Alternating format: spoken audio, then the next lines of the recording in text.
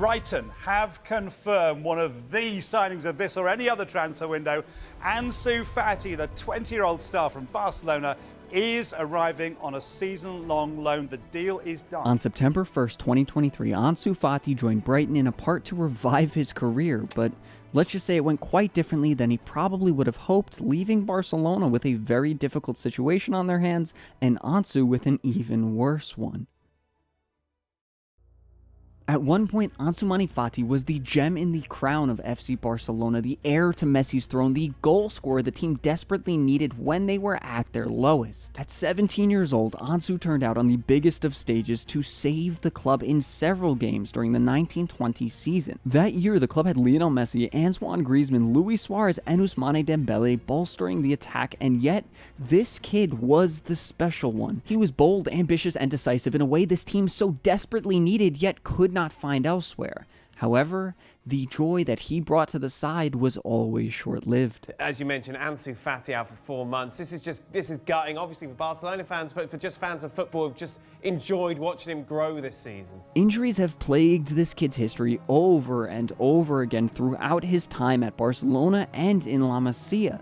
Each time he came back firing, but it slowed down as the injuries began piling up. And that was his story at Barcelona going into summer 2023. He had just come off his healthiest season ever, and yet he had fallen out of favor under Xavi, and so the side was looking for a loan move. He just wasn't the same decisive and confident player that he once was, so they all thought it best to send him away. And this is where his move to Brighton came in. This was supposed to be his chance to revive his career away from the Camp Nou, bring back that confidence that had once made him the best young player in the world. And honestly, I think a lot of people thought it was going to work. The Brighton manager at the time, Roberto De Zerbi, praised Ansu prior to his joining in hopes that he could be a spark to bring that club to an even higher height than they had seen before. And that must have been the thought process of the Brighton board as well. They are a club that is not known for spending a lot of money on big-name players, instead opting to choose to invest in young players from across the world, bring them and grow them in the Premier League, and then sell them for a big profit. But with Ansu Fati, it was very different. They were taking a big risk, accepting to pay 75% of his around €12 million per year salary, immediately making him the highest earning player at the club, double the next highest earner. They likely believed, just like many culés, myself included, that they could bring the best out of Ansu Fati, give him that confidence that he once had to shoot from the wildest of ranges and score goals for his side. And honestly, in his first few weeks at Brighton, it probably looked like he could do that. Throughout the first few months of that year, and remember, he didn't get any preseason time with the squad due to his late move in September, Ansu appeared in all but one of Brighton's matches, making a solid impact on the side and leaving fans hopeful for the future. Through the end of November of last year, Ansu scored 4 goals, assisted another, across all competitions for a goal contribution rate per 90 minutes played of 0.79. That's a fine return for any forward, let alone a new player in a new system in a mid-table team in the Premier League. However, just have a guess about what happened next. Ding, ding, ding, he got injured again. This was absolutely heartbreaking for him. This move was supposed to be the one to revive his career, give him an opportunity away from all the Catalan pressure, away from the Camp Nou, but yet his body kind of gave up on him again. Brighton were not overplaying. In fact, I would argue they weren't really using him enough, and so there weren't any excuses for this injury. But whatever, he was going to have to find a way to come back and get his body healthy as soon as possible because his team needed him. Brighton were not having their best time of it in the Prem this season while he was away. Now, I'm not saying that the team struggled because Ansu was out, but it's just a fact that the team was not playing at the level they had the year prior. Instead of hovering around the European spots, Brighton were now in the middle of the table, and hey, that's not terrible for a side that operates in the way they do, but after signing up a player like Ansu on insane wages relative to their entire team, well, it seems like maybe they were interested in pushing that bar a little bit further, and yet they were falling backward. All this to say is that the door was probably open if he were able to come back from injury and shine, give that team a spark to push them forward, bring them a few spots up the table, and threaten the European spots yet again. And on February 2nd, he had his chance. Ansu finally came back from injury after missing 14 matches for the club.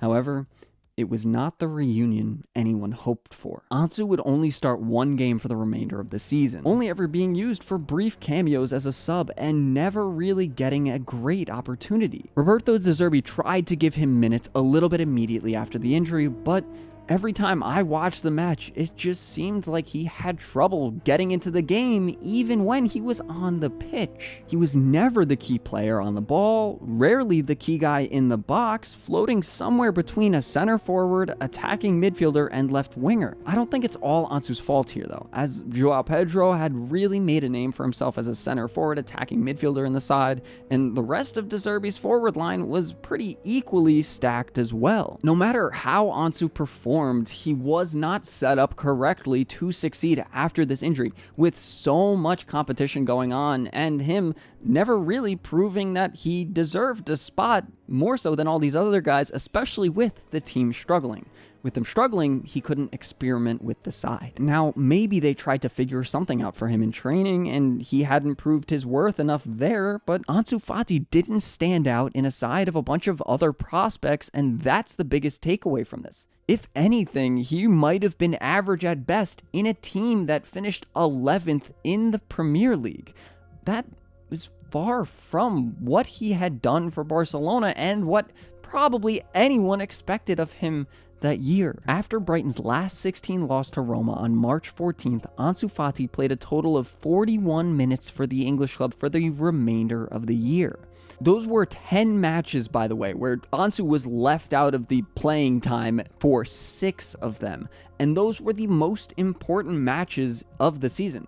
De Zerbi needed to take the players that he trusted to give him results. And that blatantly showed he did not trust Ansu Fati at all. That is where the coach goes to the guys that will get results, instead of the experiment he hoped to figure out. So now Ansu Fati is returning to Barcelona, having achieved very little of what he probably hoped to do, returning to a Barcelona side that is more in need of money than the vast majority of other clubs in Europe. As of recording this, FC Barcelona is incredibly close to meeting the one-to-one financial transfer requirement imposed by La Liga, meaning that if they sell a player for 30 million euros, they have 30 million euros to spend, instead of right now where if they sell a player for 30 million, they can only sell or buy a player for like 15 million. That means that right now, as it is, selling players to buy others isn't very viable because you'll only get to use a small percentage of that income to actually purchase a player. So why get rid of someone if you can only get someone half as good? So it's worth saying they're not there yet, but everything is pointing to them being able to get there soon, with even Javier Tebas coming out today saying positive things about the club for the first time in his life, which means that the club might be looking to scrounge up some money to make big name signings. Think Nico Williams, Mikel Merino, Martin Zubimendi maybe. And all these signings are going to come at the expense of guys that don't have a certain place in the squad. Oriol Romeo, Inigo Martinez, maybe Roque, and maybe Ansu Fati. On top of all of that, being an academy player, any sale that the team makes of one will be considered pure profit. So if they can sell him for 30, 25 million even, well, that could be really helpful if you can turn that money into a defensive midfielder, let's say, assuming the club reaches that one-to-one threshold. However, that may very well prove to be the wrong decision. Ansu Fati could very well be used by Hansi Flick in a similar role to Thomas Muller in his Bayern side that won everything. But as excited as I want to be about that idea about Hansi using him, the fact is that that is just more speculation.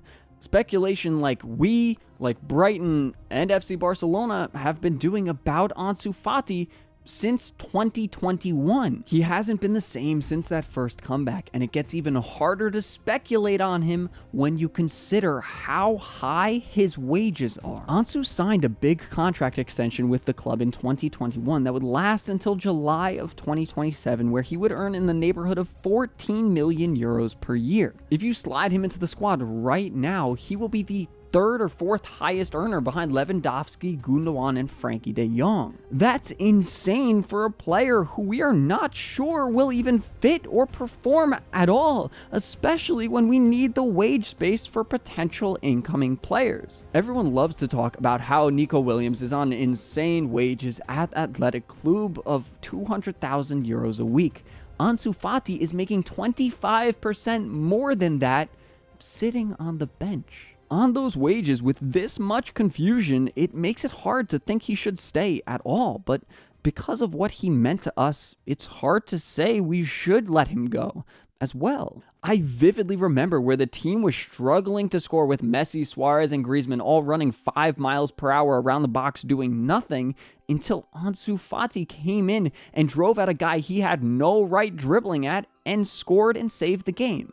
That's what Ansu Fati gave us in a time where we were so low, and he deserves so much credit for that, and that's why so many Culés will defend him and will want him to stay no matter what. So because of all of those memories I have from him, I really don't know what we should do. It makes a lot of sense to probably sell him this year, clean our hands with him, say goodbye, say thank you, but it's an expensive investment that Barcelona would probably be better off spending elsewhere. Now, let me know what you think. Should Ansu Fati stay at Barcelona, or should he go? Now, on a little bit more of a positive note, I teamed up with a designer named Kojaflow to come at you guys with another drop to show off our La Masia boys from this past season. Check it out. I get a cut of every purchase made, so you guys are helping me out, you're helping him out, and you get to rep some teenagers on your shirt as well. Also, one more thing, I'm going to be live for the Spain versus Germany match and any potential other Spain matches on this website called Tifo. It's a new streaming platform where I get to bring up viewers as guests, and we can all be a little bit more